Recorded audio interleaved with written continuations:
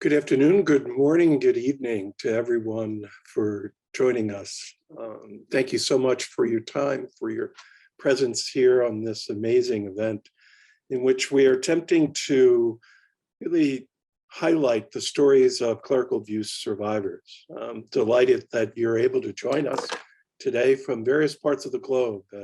We know we have hundreds of people who have already signed up, and we expect that this will be an informative time for each of us to be able to understand and to know much more deeply what a transformative culture of safeguarding might be like. Just some housekeeping duties that we'd like to remind you of. The webinar is being recorded and the captioned video will be posted to the event page on the Berkeley Center's website. If you registered for today's event, you will receive an email with the captioned video when it becomes available. In the last 15 to 20 minutes, we will answer any questions from you, the audience. So please join in the conversation by opening at the bottom of your screen the Q&A feature that you see at the bottom of the Zoom screen and typing in your question. I'd like to introduce and begin today's session by introducing a dear colleague and friend, Dr. Jennifer Wortham from Harvard. She's co-moderating this particular event, and she will be just a wonderful colleague, both in the future and what she has already been for us in the past. She is Religion, Spirituality, and Forgiveness Research Associate at the Human Flourishing Program at Harvard University, Institute for Quantitative Social Science. She is also the Executive Director of the Initiative on Health, Religion, and Spirituality. And in 2019, she authored a memoir on clergy sexual abuse entitled A Letter to the Pope, the Keeper of the Nest. And as you can see, this is her book. And I am just delighted to introduce a dear colleague and friend, Jennifer Wortham. Thank you, everyone. Very nice to meet you. Very happy to be here today. I'd like to really thank everybody for their contributions to this important work, especially our speakers and our guests today. We know it's a difficult topic to discuss, and it's important, though, for all of us to continue to forge ahead in this very important arena to highlight what's going on with this issue.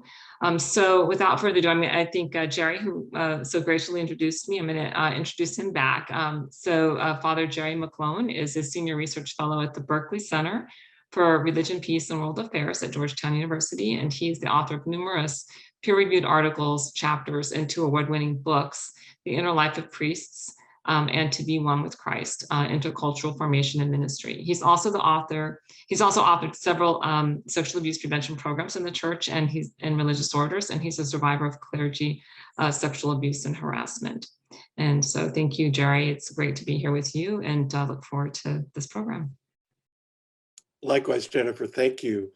I'd like to introduce also Mr. Mike Hoffman, who is a child abuse survivor. Mike documented his therapeutic healing journey in his books, Acts of Recovery, the story of one man's ongoing healing from sexual abuse by a priest, which was published in 2013. He is a recent past board president of Prevent Child Abuse Illinois, chairman of the Hope and Healing Committee of the Archdiocese of Chicago, and co-founder of the Healing Voices magazine, a publication dedicated to promoting justice and healing for clerical abuse survivors. So Michael, thank you for joining us today. Thank you, Father Jerry. Appreciate this conference.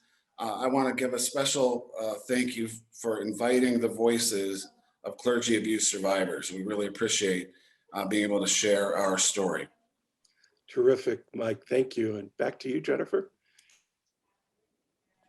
Thank you. And I'd like to introduce Mark Williams.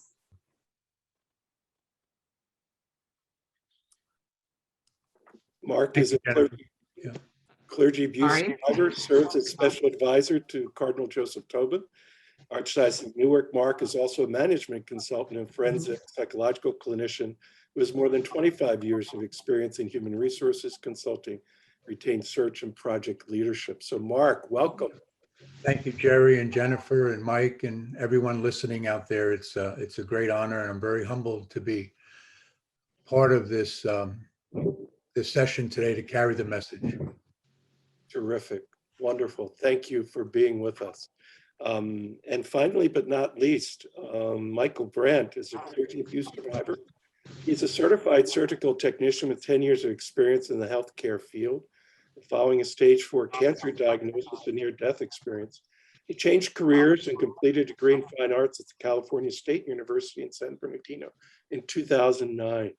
He's now retired due to a permanent disability resulting from a bone marrow transplant stemming from a diagnosis of stage 4 cancer. He enjoys painting, writing, poetry, and cooking. Welcome, Michael. Thank you. How are you? We're doing great now that everyone is on board. And so just to prep people as to what we're going to be doing today, we have basically 2 segments. We're going to hear from each of the panelists and survivors, and really answering several different questions as to why they're here, what was their abuse story like, when did they reveal it, and the second part of our discussion, hopefully we'll get to what does it mean to have a survivor's perspective. We may or may not get to it because we want first and foremost to highlight the need to really listen to the stories of each of us that is on this panel and those of us who are survivors. You will notice that there are no female survivors on this panel today. What we want you to know is we hope that this will be a series of panels, that we will then have women hosting women, because as a former treatment provider with women who've experienced trauma, they often don't feel comfortable around men who have often been the victim, have often been the perpetrators of trauma. And so we hope to honor their stories at a different time. So just to let you know about the format for today, and also just the peculiarities of why we have the panel we have today, and hopefully we'll have many more in the near future. So without further ado, I would like to follow that same order if we could. Michael, would you like to sort of share your insights and why are you here today, and what do you want us to know about your story? All right. Well, thank you, Father Jerry, and thank you for everyone who is on this program interested in healing the wounds caused by clergy abuse of children. For a brief introduction, I am 56 years old. I am married for 27 years with 2 beautiful adult children. I remain an active Catholic despite the abuse that I endured at the hands of my Catholic priest at the time when I was a little boy. We live in the Edgebrook neighborhood of Chicago, and I volunteer my time with other abuse survivors, trying to heal wounds caused by abusive children. So the typical listener may not understand my decisions because it's typically easier for people to relate when an abuse survivor walks away from the church. And here is a case, myself, and I know many, many other survivors of abuse who remain in the church. And I'd like to briefly go over that on this program today. And so briefly, my background is I was sexually abused from the age of 12 to 16 years old by our Catholic priest at the time. And my parents were dear, dear friends with this abuser, my abuser. And they felt any time I spent with him would be quality time spent in a mentoring type of a relationship. And so that abuse and over that sustained period of time causes me as a young boy and now as an adult trying to recover from the loss of that innocence. It fractures my relationships with my family and with my friends. And that's something that is potentially missed. The relationships that are built are fractured by childhood sexual abuse. And so part of my story, a therapeutic story of trying to heal from those wounds, is to repair or restore those relationships. For example, with my parents, I was angry with my parents because they did not protect me when I was young. And so throughout a therapeutic process, I've since then restored my relationship with my parents. My dad recently passed away, and thank God that we were able to restore what was lost to the truth of the abuse, and through a lot of hard work with our family, so that he didn't have to carry that kind of pain and anguish in his heart when he passed. And so that's just one real brief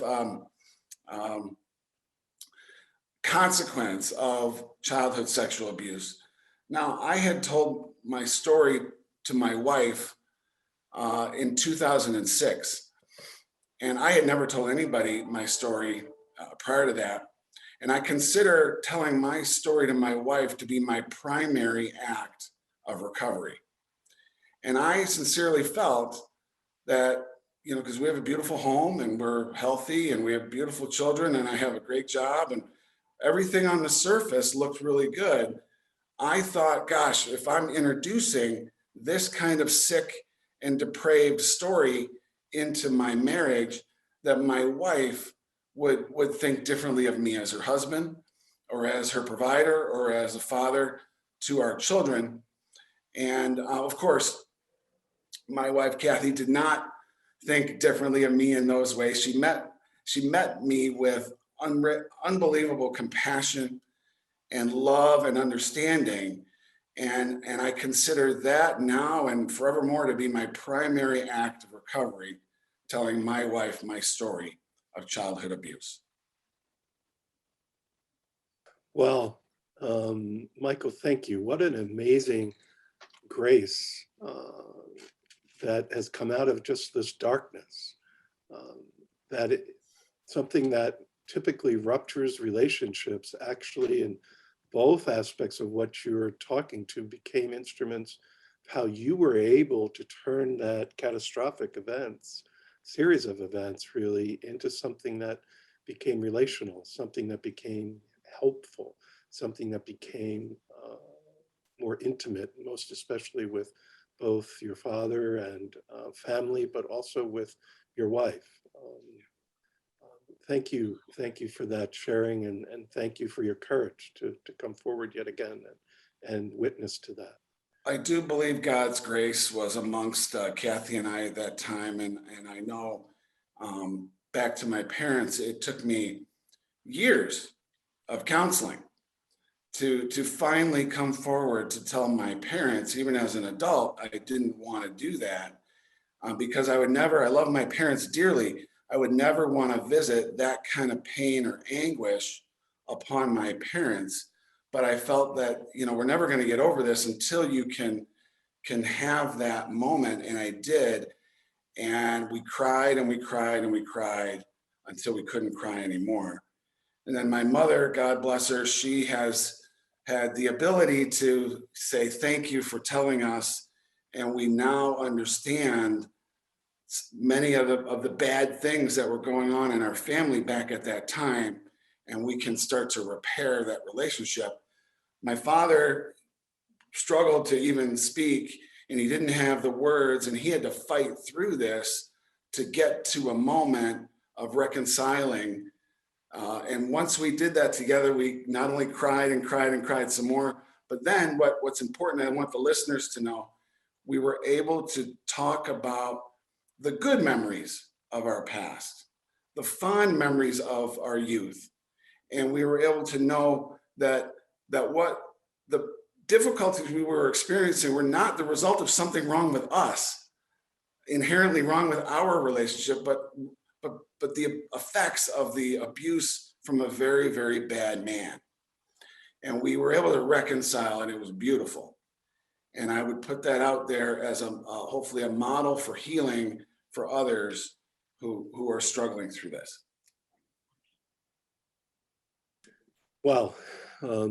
So many factors there that are so rich, and so many dimensions that hopefully we can begin to unpack once we hear other stories. But again, thank you for your witness. God bless your family. And as you know, not all families, not all survivors are able to reconcile with their families, not able to look at the good and the bad together, not able to really come back to the church. And so I think to have the diversity of experiences like this is really critical for people just to understand that when you meet a survivor, you meet one survivor. That's right. You know, and the sacredness of that one story needs to be held and embraced. And so, God willing, we hold and embrace the sacredness of your story too. So thank you, Michael. Thank you. Mark, would you like to share your story and why are you here today? Thank you, Jerry. I just wanted to start my remarks briefly by just sharing a little scripture that I think will help for me embrace the journey that I've been on. And I think for victim survivors, the Lenten journey is probably the journey that characterizes our faith more than any other. And that first reading from Ash Wednesday always hits me from the reading from Joel. And we hear, even now, says the Lord, return to me with your whole heart, with fasting, weeping, and mourning. Rend your hearts, not your garments, and return to the Lord your God. For me, I've been able to return to the church because of people like who are listening today, my fellow panelists who've hearing their stories. I can identify deeply. I was a little boy when I was abused, like Mike had said. My father died at 40. He was a nuclear veteran. And he died from the ionizing radiation that he was exposed to during the Korean conflict in 1951. And he died in 1968. I had just turned 12 when he passed. And about a year and a half later, there was a teacher, a young teacher who was about 14 years older than I, befriended my mom, who was a young widow at 38. And it was a classic grooming that occurred that I can look back on now. And ultimately, it ended with him raping me. This was a male teacher. And then about a year after that, a new pastor came into our parish and also befriended me. And I realize now how vulnerable I was to looking for, I suppose, a man in my life, a comforter in my life, somebody who would hold me and take care of me and caress me and all those things that I realize now how wrong it all was. But he did molest me, and that relationship continued for the better part of the next 5 years through my teens. I did not tell that story to anyone until I was psychiatrically hospitalized nearly 40 years after that.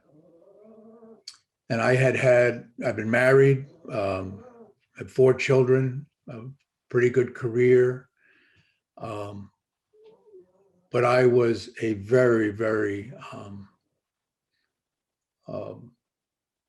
profound alcoholic.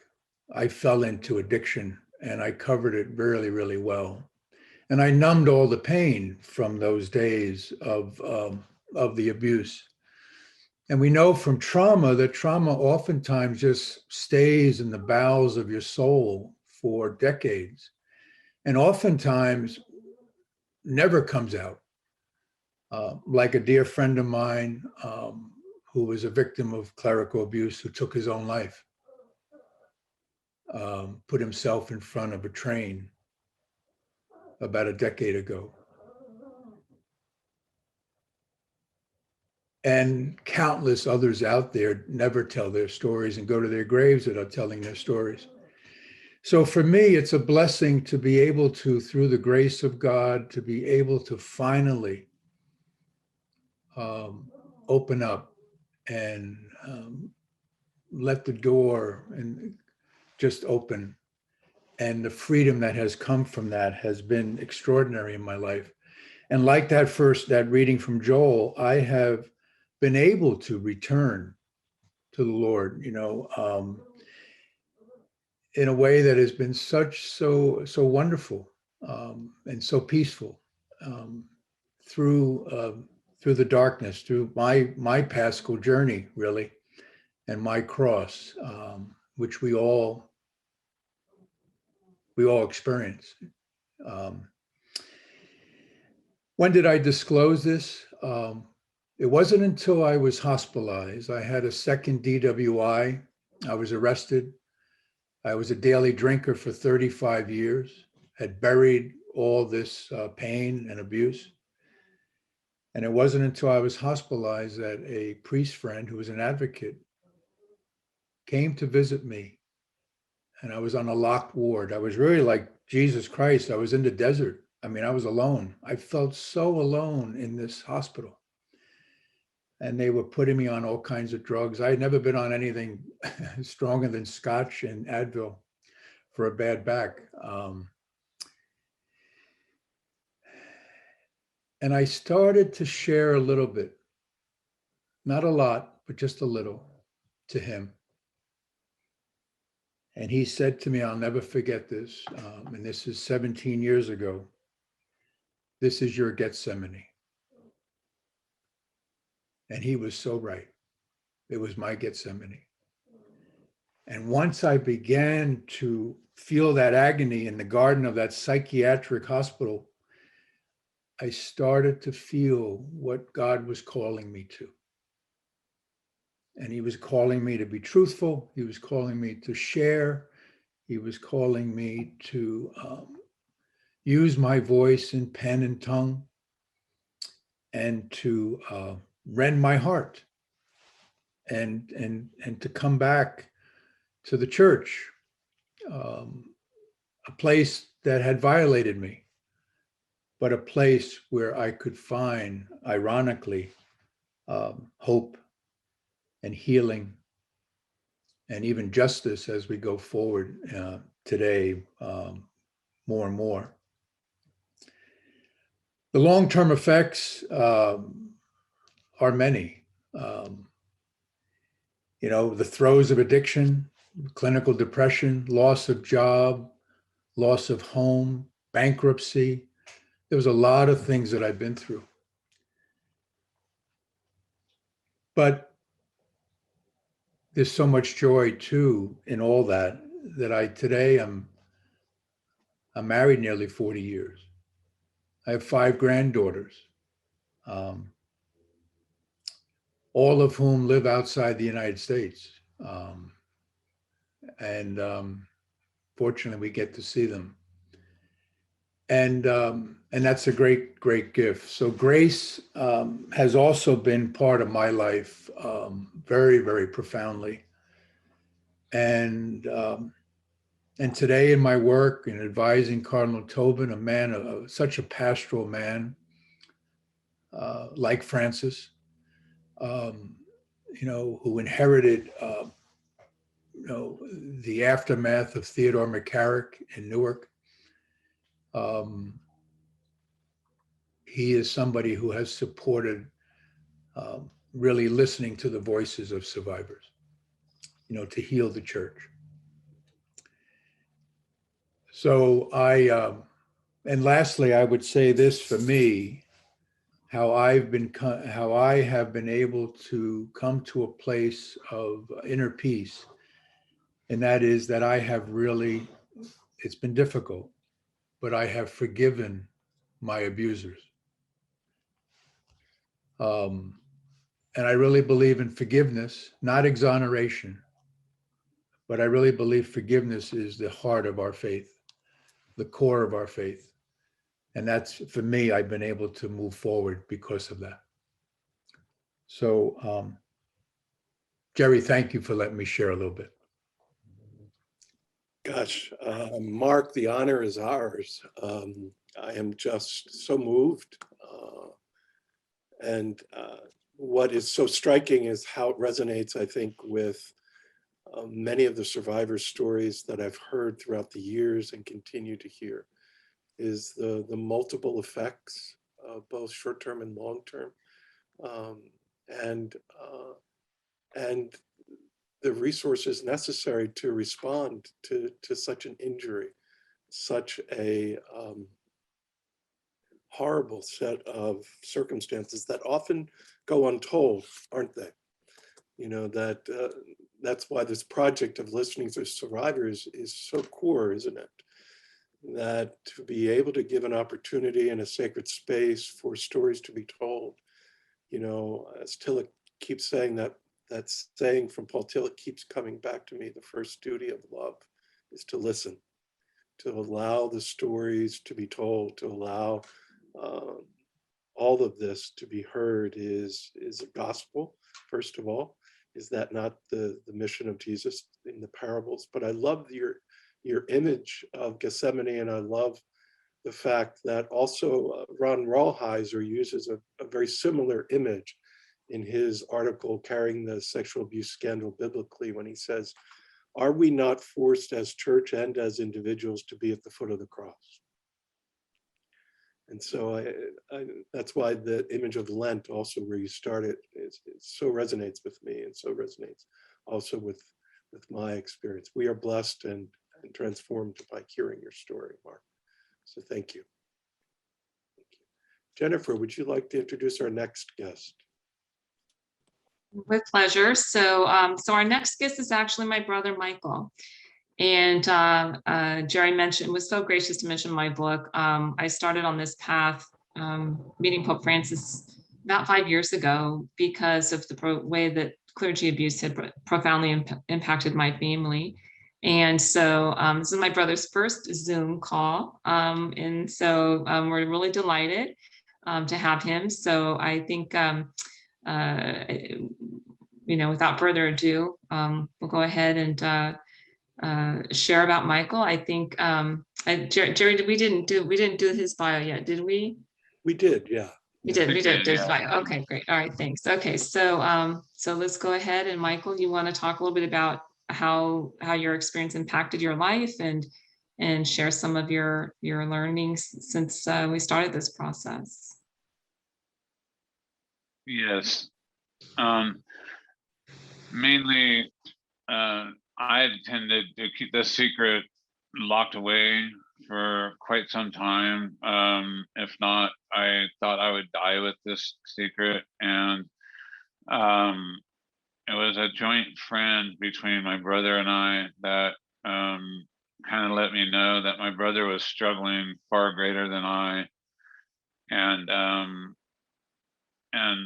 we all went through the same substance abuse and addiction that many of the other people have gone through. Our priest had offered us alcohol when I was 10, and he used the guise of fishing trips to take us out early in the morning. He was very well acquainted with my grandparents. They were often having people, priests, over to our house. It was not uncommon to have 7 or 8 priests for dinner nights. Any night of the week can happen. And the person that was affecting us was Howard, and he became my grandparents' best friend. He befriended them, especially after my father died at age 40 as well. And he had a predilection for my brother, I think, more than I. I locked mine away, but we had unfortunately sent him to the devil himself. He had, to try to straighten him out, we sent him back to the person that was causing the problem. So I wasn't going to bring this out, and I think my brother didn't intend to either. It was just through the friend that it eventually came out. And the way I started healing back towards the church was that my sister, after my treatment from my bone marrow cancer, she came with me to Italy, and I was considering myself a church, like a holiday church goer.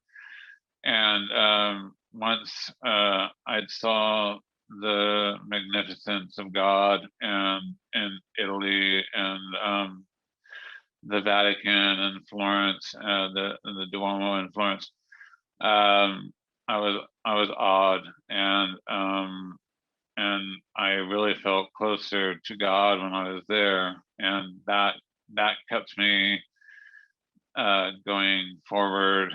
And eventually I became a regular church goer through that action. I don't know if either of these things would have happened without family like my sister and a friend to tell me that my brother was in such dire circumstances. I believe that people are put in your life for special circumstances, and I think that this journey was made possible through Christ, so that many others can be helped. As you all know, my sister does quite a lot of work with the Vatican, and she is helping other people and throughout the world. And I don't think with the story that we had that it would eventually end up that way. We would have gone our own little separate lives, and just gone to doing what normal people do with their lives. So I'm glad that we were able to have this symposium and talk about people that have forgiven, and I don't know how close the word to forgive I can for the priest that did this to us, because my brother still suffers from Great Depression, but as close as I can forgive him. So I do forgive the church. I don't believe that this was done by malice, and I think it was done by circumstances. So I believe that the church is doing a good job at managing this with bringing on people like my sister. So with that, I think that my story would be sufficiently told. Well, Michael, for your first experience on Zoom, you did very, very well. Thank you. It's just, it's striking to see. Is that your art behind you? Oh yes, it's some of it. Yes, I picked something. They told me I worked in surgery for quite some years, and they told me I wasn't going back to that because of my bone marrow transplant. And I also have other health elements that keep me down some days. So I can paint whenever I can paint, and that's why I decided to go back into art. That's really wonderful, because so often we see, and certainly Jennifer, in the Harvard Symposium that you led, art therapy is often so important for survivors of trauma, and for the ways in which healing comes about in order for us to be able to express what sometimes is inexpressible in words, can be expressed in images, and can be expressed in what we see literally behind you, Michael. I can't thank you Yes. enough. I can't thank you enough for your witness and for your courage, and especially with all your suffering that you've experienced physically. You know, that's also part of what we know are some of the short and long-term effects of trauma and of abuse, is how it affects health, both short-term and long-term. And to me, this just resonates so much. And it's so similar, isn't it, to what we've heard already from Mike and Mark Yes. in many ways. I would be remiss if I didn't go back to you, Jennifer, and sort of what are your reactions to what you're hearing? Well, I think, every day I learn something new, and there's a deeper awareness and understanding of the challenges that we all are facing. I think one of the things that impacted me the most was I did recently present a paper on the impact of abuse and clergy abuse to family members, and it's fairly profound. And I think even though I had watched my family struggle and suffer, I hadn't quantified it, and I hadn't really put it into context. And the work that I did it took me about 2 months of literature reviews, and there was really no specific studies on the impact of families from clergy abuse. So I pulled from the literature on trauma and domestic abuse. And it is really profound, and it's not only a psychological issue, but it's a spiritual issue for the family members, and then also physiological. So when I'm talking family, I'm looking at generations, the children of survivors, and we're learning so much now in the science of genetics, and how trauma can be carried forward into future generations. And so, for me, the quest now is really, what can we do to stop the intergenerational, impact of abuse, and find true healing for survivors and their family members. So, I didn't choose this path. This path was chosen for me. And I thought, well, okay, I'll see the Pope, and that'll be that. And then, that wasn't that. And then it was, well, let's do a World Day, and that will be that. And that's still in process, and that's not that. And then it's, do a symposium. And so, the more I get pulled in, the more I realize that this work will never be finished. And so I'm so grateful to have the partnership of all of you as we continue to find ways to contribute to healing. And, I've just been so blessed to get to know each one of you. Mike, do you want to talk a little bit about our collaboration of why we're doing what we're doing together in the World Day? Because I think, and Mike Hoffman, it would be really helpful to hear another person speak about that too, if that's okay. About the World Day for the sexual abuse survivors. And No, I'm talking for Mike Hoffman. There's two Mics. I'm sorry. So I should say Mike Hoffman. That's okay. Michael or Mike. Michael, go ahead. Yeah. Go to the other Mike. We'll call you Michael. Yeah. So Well, we'll have Mike speak. Yeah. Call him Michael and me Mike. I'm Okay. totally happy to do that, but first off, I just want to speak to Michael directly.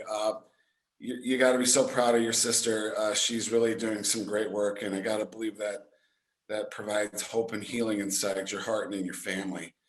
Jennifer has provided some hope and healing for me in my heart and in my family, and some of that has taken the form of this April 8th World Day, advocating for healing and prevention. and they are linked. You know, when a survivor comes forward, we have our story and we have our needs, but the very next need after our own needs are to prevent this from ever happening to any other child ever again. And that's the key focus of this World Day Collaborative. You know, I'm here a local guy, and I try to do things in my local parish, and I do some things at the Archdiocese. This is a global problem, and Jennifer has this global vision, and it's been an absolute joy to bring people in, because this is how it's done. You've got to raise awareness. It's 1 to 1 to 1 to 1. You raise awareness at this level, and you can have that global impact. And frankly, that's led by the vision from Jennifer. Thank you, and I'm going to say it was it's a God vision. I'm an instrument, and as I said, I didn't seek the path, but certainly being pulled, and whether I like it or not, into this work. And so Mike has been a great partner, and honestly would not have been able to really launch it without his support. Mike is humble. He was on the president of the board of Prevent Child Abuse Illinois. And when I got to meet him and we talked about the work that the vision that was shared with me from our father, I think he really embraced it and approached Prevent Child Abuse America, and we would never have been able to really launch it the way we could without that support and direction and help. And so it's a big collaborative effort. We are evolving the date. We learned that Europe has a day, even though it's not widely known and recognized, that they've been working on it for 3 or 4 years now. So we are going to evolve and work with them on that date and help to promote that date, which is November 18th. And so we're going to have a big announcement, I guess right now, but even bigger in the next 2 weeks as we launch that campaign. And then in the US, we are going to honor April 8th as a national day of advocacy and education through PCA.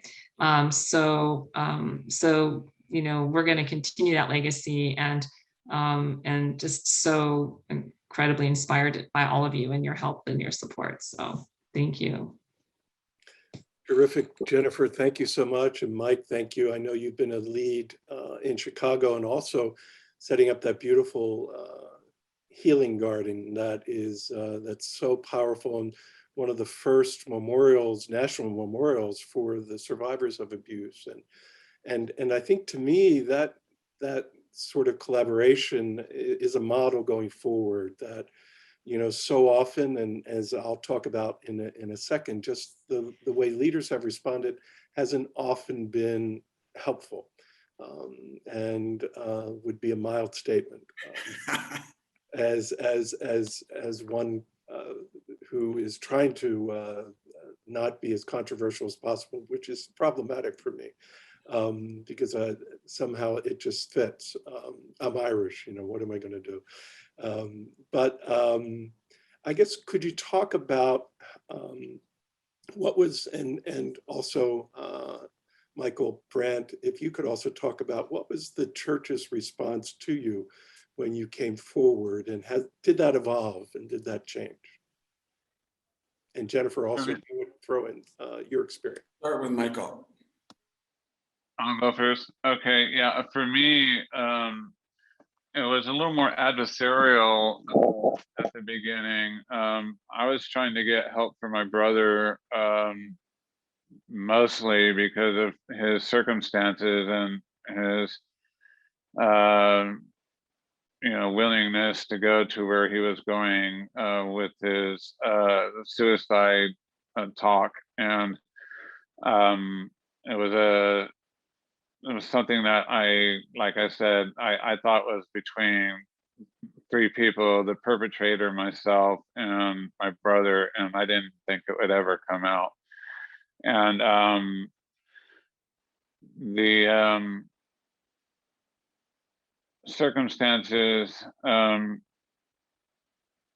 me to I'm sorry, I lost track for a second there. How did you, Abs- how did you confront the church when you Oh, realized? how did I confront the church? Yes, I contacted the church to get some help through some of the pastors at our local churches, and they seemed nominally helpful. And the other part was eventually taken, we had to bring it to legal means, because the amount of the treatment they were offering my brother was almost laughable. It was like 3 sessions, and it was not amicable to what he needed for his treatment. And so we eventually were able to get some talks through legal means, and got him some more, but not enough. He still suffers from depression, and I don't think it'll ever go away. So I'm going to jump in quickly, and Mike's being very polite, but so when we reached out to the church, it was immediately disclosed by the priest that we spoke with to the local diocese, and the response was, they sent out 2 investigators who were priests who actually also were attorneys, and it was, I would say, probably just not handled very well, because we felt really betrayed, and they were basically taking a very aggressive and protective stance of the church. And we all look back and understand the need to protect the church, but we hadn't hired any lawyers. We weren't disclosing this publicly. We were just trying to get help. And it was very traumatic for my family, for my grandparents, my mother. And I would say that in all honesty, it really destroyed my family. And we were never the same. And both my grandparents died with a lot of sorrow in their hearts for what happened. And so, it took a long time for me to reconcile with the church. It was about 25 years, and my mom is reconciling. She has her moments of struggle, but it was disclosed in, I would say, the mid 90s, and we hadn't heard about this problem impacting other people. We didn't know about it as an issue in the church. We were just an innocent family trying to get help, and it was very clearly a very well organized process for addressing this in a way that would prevent families from wanting to take it any further. And so it was very hard for us as a family. Thank you, Jennifer, and thank you, Michael. That it's such an important perspective that you're providing, is the role of other family members who've been impacted and the devastation that this causes in families. I mean, Mike Hoffman, you've spoken of this. Jennifer, now you've spoken of this. And certainly Mark, you've talked of the shattered experiences. Just wondering, Mark, do you have any reactions or input? Because we haven't heard from you in a while. Sure. Yeah, I think, when I hear Jennifer speak about that, it just, it pains me deeply. I feel in many respects, my family too went through a lot, but mostly from my avoidance and my silence. And I just tried to, I don't know how that happened, but I really tried to stay away and from disclosing anything until I guess I was ready and God was ready for me to disclose. And when I look back on my addiction and and all the difficulty through all those years, I can't bring that back. I can't bring back how I might have affected my children or my wife, but somehow through the healing,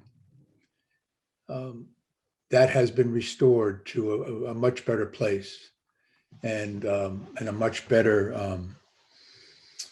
And I think it's just really the love of God for me and for them, and the perseverance and the people that I met in the rooms of Alcoholics Anonymous, in the church, meeting other survivors. It took a long time.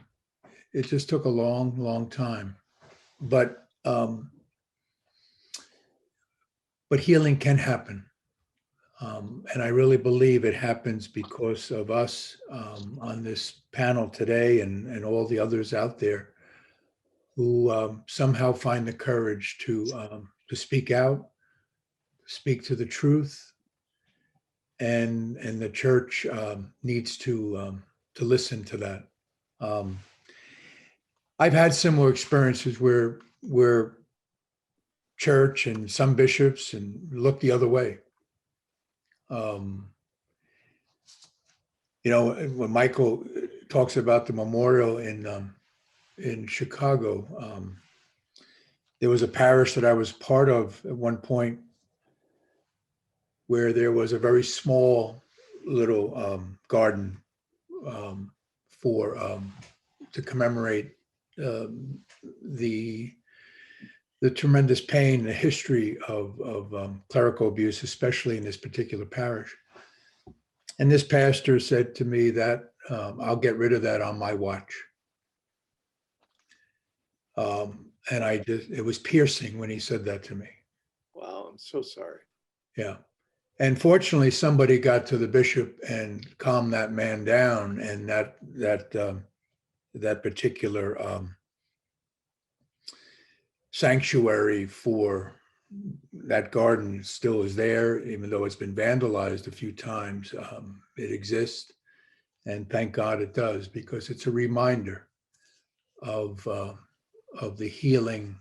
It's a reminder of the past. It's a reminder of how we can go forward. And but when he said that to me, it was the epitome of clericalism, what Francis talks about. The entitlement, he talks about in Let Us Dream that clericalism is the cancer in the church. And that sort of greater than thou position at that moment, knowing that I was a victim survivor, to even say that was crushing to me. Just absolutely crushing. It just pierced my heart. And I had to move on from that faith community, and God brought me to another faith community where I was more welcome. So that exists in our church today, and it exists amongst leaders and some prelates, and voices like ours can change that. I really believe that, and Jennifer's work globally is extraordinary because the church is global as well as local. And we need to and I pray, this is one thing that I learned from my journey of recovery. I pray for that priest and that man,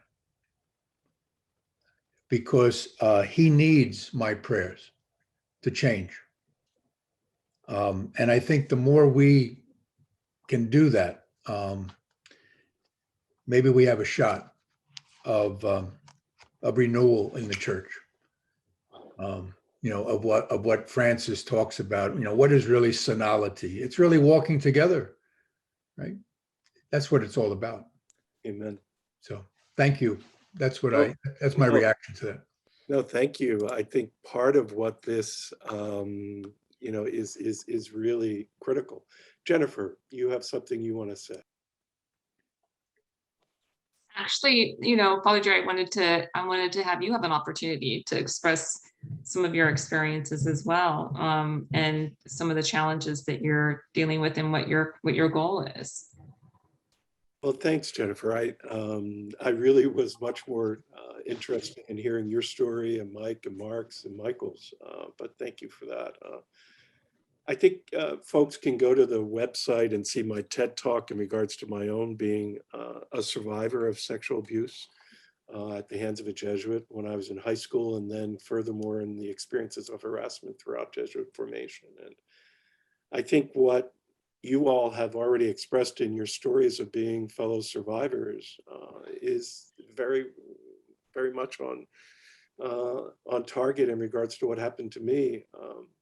When I was growing up in a small little house, a row house in Philadelphia with 8 brothers and sisters and living right next to the parish, much like Michael Brandt and your family, Jennifer, I was always hosting priests and nuns. They were always around. They were part and parcel of my life. I was one of those crazy little kids who, you know, on the bureau set up a little altar and practiced being priest. I would fly around from bed to bed thinking I was an angel when I was growing up. So imagine this child of God at this point with wings.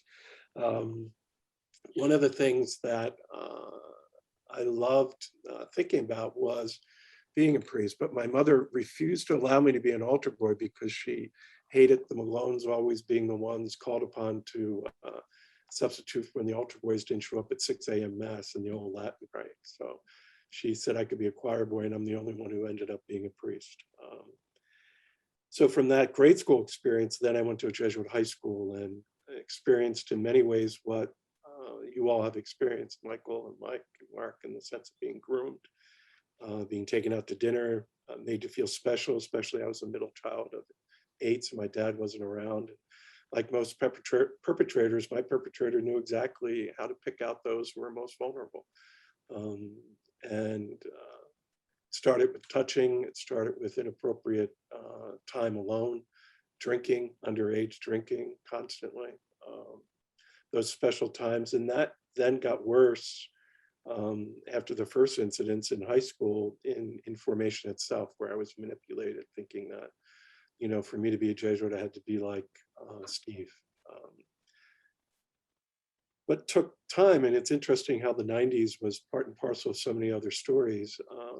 I was doing my doctoral work in the 90s, and you know, a professor was walking down the hall who was an expert in family violence, said, "Hey, Jerry, there's a front page in the New York Times about priest abusers. Why don't you do that?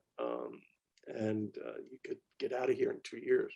So that was in 1992 when Cardinal Bernardine first responded to this tragedy.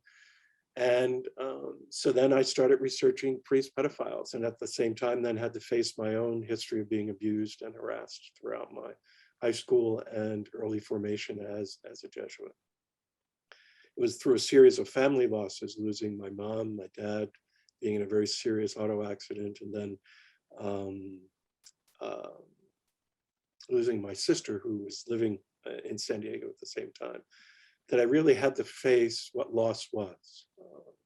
And I think that's what has been the lesson for me, that this is about a series of losses that, if ungrieved, punish us and cause us into addictions and causes us to go to other refuge. I think one of the things that has been my salvation was going back to that little kid who was practicing being a priest, and how I refused to allow this Jesuit or this church to rob me from my dream.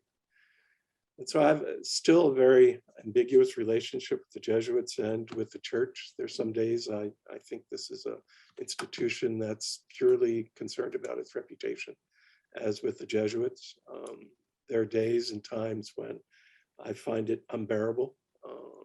And much like yourself, Mark, have often had very dark moments when suicide felt like the option. And much like what, Michael, you're talking about with your brother, you know, Yes. when you feel it so dark, so deeply, and you don't have any sense of hope, that oftentimes comes back, isn't it? That seems like the easy solution. And I think that darkness is something we all fight as any survivor, and even family members of survivors fight.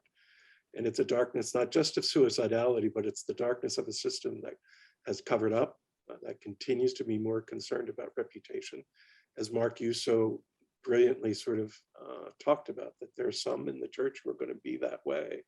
There are others who are lifting up the voices like we're trying to do today, so that we remember. I mean, is that not what we do every Holy Thursday, Good Friday, and Easter Sunday? Don't we recall those same events because of the salvific nature of the story? Well, survivor stories can be equally salvific, and that's why I'm doing the work I'm doing. So thank you, Jennifer, for thinking of allowing me to tell my story. And this is such a dream of mine, is being fulfilled right now, that hundreds of people right now are listening to the stories of survivors and the families of survivors, so that we can be agents of a cultural transformation. And that listening is beginning and can never end. Any reactions from folks? Mike, it looks like you want to hang in there, get in there. Oh, sure. I'm never shy. It is a good day, Father Jerry, when at this panel, we can have such deep, heartfelt discussions of our past, but in a framework of looking for a better future for our church. I've got just two short things, and then I wouldn't mind like to talk about that beautiful healing garden. All right, well, we also have some, about 10 minutes, we're going to get to those questions and answers. And so folks, Okay. can just remember to go to the question and answer feature there. And we have almost a dozen already coming in. Oh, good. Oh, good. Mark, if you could make your points quick, and then we'll do a round robin with Mark and Michael again and Jennifer. So my quick thing was, I told you about the first person I had told my story of abuse. The second person was my local area pastor, Father Greg Sakowitz. And I like to bring that up because from a survivor's perspective, it's unique to tell your current priest that you were sexually abused by your priest when you were a little boy. And I trusted him enough that he would receive that story and not feel like I was attacking his good ministry or his good character, which of course I was not. And then from that experience, and this was the point I was trying to make, I felt comfortable enough to go forward to tell my story to the Archdiocese of Chicago and to begin the review board process. And real quickly on that piece, and the healing garden is the result of it. If the church actually listens and hears the voices of survivors, many good things can result. And the healing garden is that good thing, one of the good things that can result by allowing survivors to be at the table. And so that process involved 4 clergy sexual abuse survivors, 2 diocesan priests, staff members from the Office for the Protection of Children and Youth, with the support and the encouragement of Cardinal George, who was our Archbishop at the time. And now, of course, that continues and is fostered and encouraged under Cardinal Cupich. That's the model. That's a model of healing that I'd like to propose to the group, of true collaboration with the support and encouragement of leadership. That can be transformation. And that is what we is resulted in the Healing Garden and the annual events we hold there each year. Michael, thank you. Thank you. That's so powerful. And folks, you'll see in the Q&A section of this viewpoint here on Zoom, the address of that is 1080 West Roosevelt Boulevard. And just to thank you, Mike, for that effort. And notice, and I think what you're saying is really important for us to reiterate, that yes, the church has begun enormous efforts, in regards to setting policies, in regards to at certain dioceses listening, in regards to certain ways of responding, but we haven't gotten to the second question. And I think it just says to me, we'll have to gather again in order to really delineate what might be the factors of a survivor's perspective. Because I think you pointed out some, Mike, and I think we can begin to, save that for another time. I think as many of us were discussing it, it's going to be enough just for folks to listen to what's going on, rather than get to the practicals. Okay, what do you do with this? The first task is to listen, is to listen, is to listen.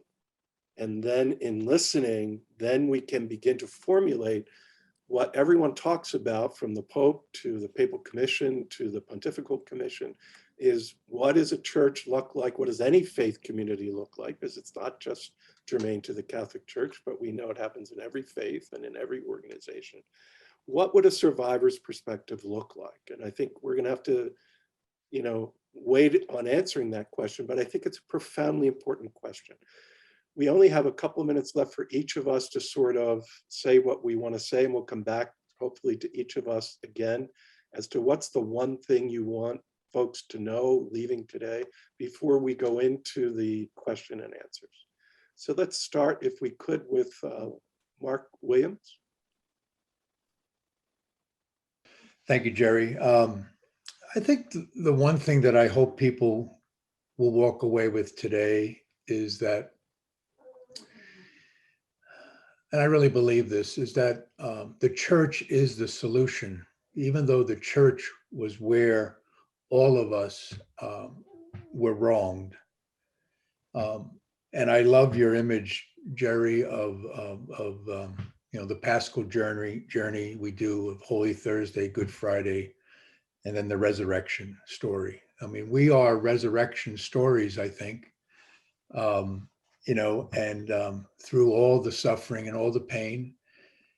And I hope the people out there listening or logging into this can somehow, in their hearts, realize that the church can be there for them. And I think, and that survivors can be part of the solution. Must be part of the solution. And that's what I hope people come away with today, that we can help really rebuild the church, renew the church, because we have, many people have touched the cross, but certainly victim survivors have experienced the real raw wood of the cross. And many of us, when we were very, very small little people, men and boys and girls. We didn't know what that was all about until we lived several years later to look back and to realize how wrong it was. So I hope that is something we can walk away with today, that we can be healed. And I always come back to, just quickly, the image of Christ, walking to Calvary, and when Simon of Cyrene picks up his cross to help him. How can we help one another with our crosses?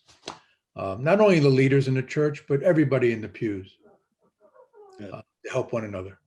Thank you, Mark. Michael Brandt, I wonder if you would give us some, just one or two brief takeaways. We have lots of questions we're going to be getting to. We have quite a few, over a couple dozen. So what do you hope people take away from you telling your story today and you being here?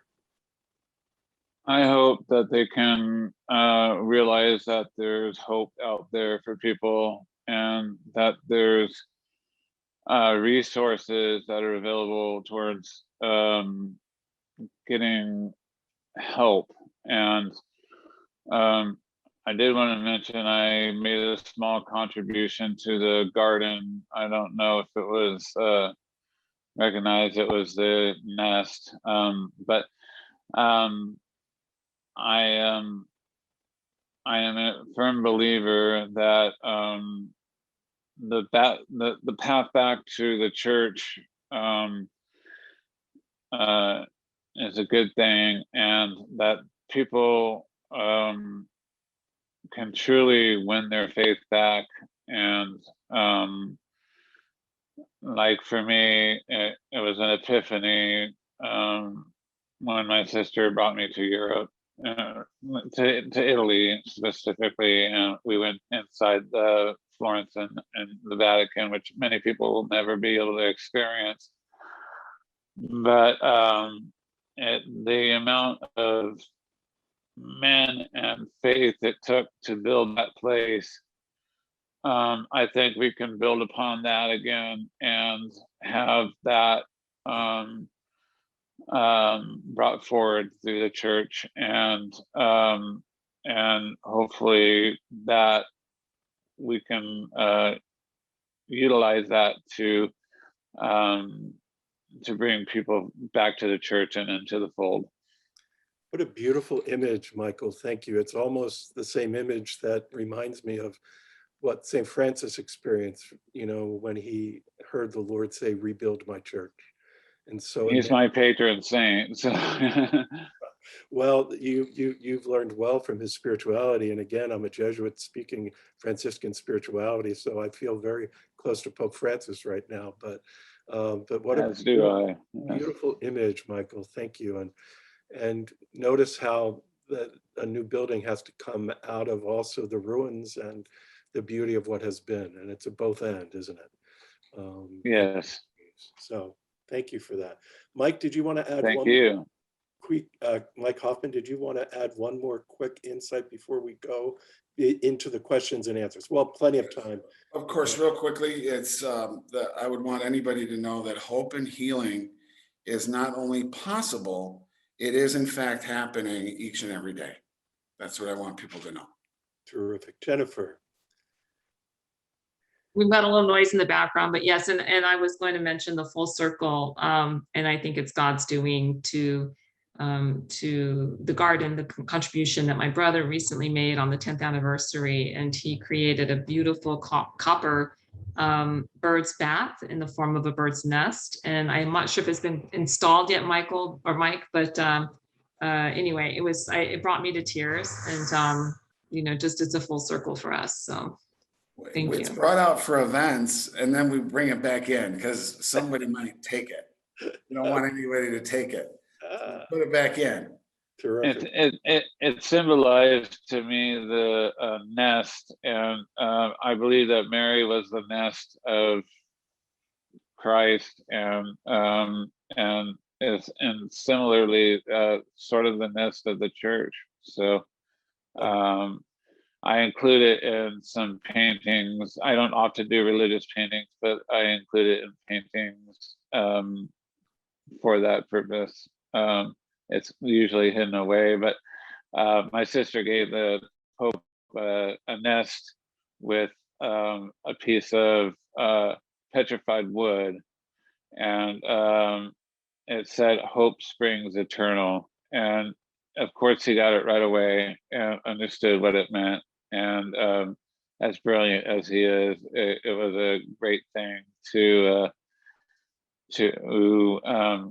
do. And I believe that's why I put those two together. I really think that the catalyst for the church was through Mary, and then Jesus was born, and I like to now include nest in quite a bit of my art. Michael, that's magnificent. May Mary and the Lord continue to dwell. One of the questions, if we can move to the question and answer. First of all, thank you all for participating. We have about 15 minutes left. And then I'll just, for those of you who weren't there for the beginning, there are, I just want to remind folks that you can submit your questions to the Q&A section at the bottom of the Zoom screen. We've had quite a few questions, but one that seems to summarize several of them is this question: what do you get from Catholicism today after such experiences? So I just open that up to anyone on the panel who wants to respond. I'll just take a shot Mike? quickly. I'm sorry. You want to go first? Very quickly, what I get and what I really am feeling very disheartened by some of the American bishops today, and that is how some of them are really weaponizing the Eucharist. What I get from Catholicism today is the healing of the Eucharist. When I go to liturgy, that is what I feel the most. And as Pope Francis said, the Eucharist is for sinners and saints. Everyone should be given the Eucharist freely. And that's what I get from Catholicism today. Mike? Yes, I don't mind answering. Yes, I get many things from Catholicism. For example, recently went to a baptism for a little baby in our family, and we participated in that beautiful sacrament of baptism for that baby and welcoming that little baby into our faith community. I will never miss that, right? I recently had to bury my father, and we celebrated a funeral, and it was the right and proper way, not only to send him off in the right way, but it helped provide healing for me in my heart. And so those types of things aren't about me in that case of the little baby, or about me in that case of my father's funeral, or we're going to a Catholic wedding soon. It's not about me when I go into that church. It's about that beautiful marriage that's going to come. And, you know, my mother called this our Catholic heritage, my Catholic identity. You know, I was born and raised Catholic, even though I was abused by a Catholic priest. I'm still a practicing Catholic now. Thank you, Mike. Jennifer or Michael, did you want to add anything to that question? What are you getting out of Catholicism today? I'll give it to my sister. I was going to give it to my brother. No, I think, yeah, I mean, as I really looked at what we really just need to do as focus today is just continue the dialogue and bring together all of our collective wisdom and continue to inform the church. So for me, that's really a key thing about what we can all be doing. Terrific. There's a couple of questions I wanted to sort of summarize. The one is, what are the resources that you would recommend that have helped you on your journey? Secondarily, what can the church now do for survivors in that sense? I know many of us have talked about how, you know, it's both short-term and long-term effects. And so one of the gaping needs I see constantly in walking with survivors is that oftentimes the church doesn't walk with them throughout their journey. And the victim assistance coordinators often give up and figure that once it's reported, that's enough. And so how do we, first of all, make the culture more receptive to survivors coming forward? So that's the first question. What might be your ideas in that regard? Secondarily, what resources have helped you as a survivor? And thirdly, what does the church still need to do going forward? And I'll just open that up to anybody. Mike, you look like you're ready to go again. Surprise, surprise. This is who I am. I can't help myself. I know. Listening to the voices of survivors is a long-term process, and the church has to have a long-term commitment to help to heal those wounds. There are many, many, many wonderful people that will accompany us within the church to healing and to the promised land. And I do believe that. I also believe there's a little bit of like easy resistance or easy skepticism saying, oh, they've reported and now they're going to leave the church. And that is just easy. And I call that out because it's too easy. We were born and we were raised Catholic, we were baptized, and we are still in this church. And somebody needs to walk with us. And when the voices of survivors are heard, many good outcomes result. Thank you. I don't think you're saying that every survivor has to come back to the church. No. Okay, good. Walk with the pain, walk with the daily struggles. Exactly, and that's what I think I'm hearing you say is regardless of what they choose, we walk with them. Yes. And that's synodality, isn't it? That's, I think, Mark, what you were getting at. And Yes. that's the vision of Francis in the sense of really companioning on the journey. Do you want to pick that up, Mark, a little bit, and then maybe Jennifer? Sure. I think one of the blessings that I've had in the Archdiocese of Newark, and maybe as as an example to share with others on the panel and all the listeners, is that Cardinal Tobin had asked me to speak at the seminary, and I found that experience really extraordinary, to be able to share with young men. There's no women in formation, but young men in formation, my story. And I really think that is important for the future of the church, to really try to carry that message to seminarians who are going out and being the next shepherds of parishes throughout the United States or the world. And I think my experiences for years, that was not talked about in seminaries. And arguably, the human element in sexuality was not really paid attention to as much as it probably should have been in that formation process.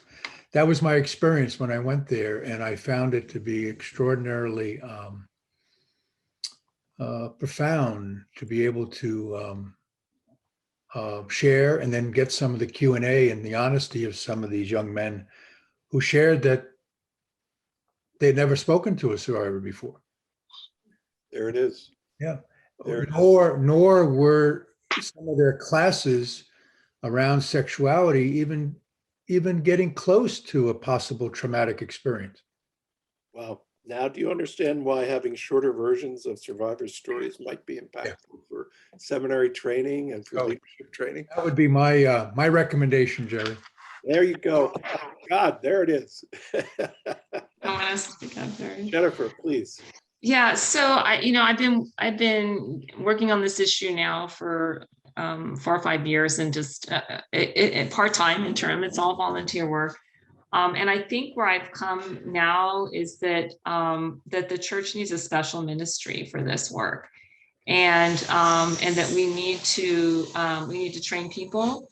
We need to have people available in every diocese that are clergy and sisters that really understand and can walk the path that may be a 5, a 10, a 15, or a 20-year journey. And so that's my new ask. I'm going to be advocating strongly for a very special ministry that's going to be carved out. And it wouldn't be just for clergy abuse survivors, but we would be looking at child trauma survivors, children who've been abused and neglected and violated in general, and then with a special attention and focus and training for those that have been abused by clergy.